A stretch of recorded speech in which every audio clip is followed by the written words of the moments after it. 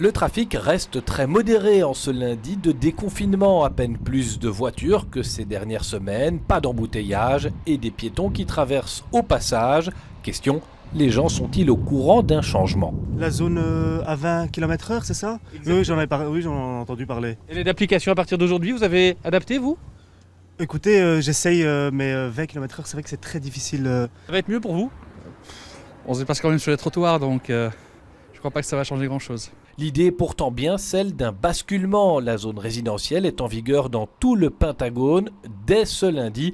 Pour 3 mois au moins, les feux comme celui-ci restent à l'arrêt. Le piéton peut traverser partout, mais c'est tout le monde doit un peu s'habituer. Moi, j'étais devant des feux tout à l'heure aussi. On a l'habitude de passer sur les passages piétons, mais dans une zone partagée, il ne faut pas. Le piéton a la priorité, mais ce qu'on demande à tous les usagers, de bien faire attention, de regarder bien. Le bon sens plutôt que les contrôles à tout va. Des panneaux zones résidentielles sont placés aux entrées du Pentagone. D'autres aménagements sont promis. À Jacquemin et Adolphe Max, on a rétréci la voirie de 2 à 1 bande et élargi les pistes cyclables. Donc il y a 2 autres projets dans le pipeline.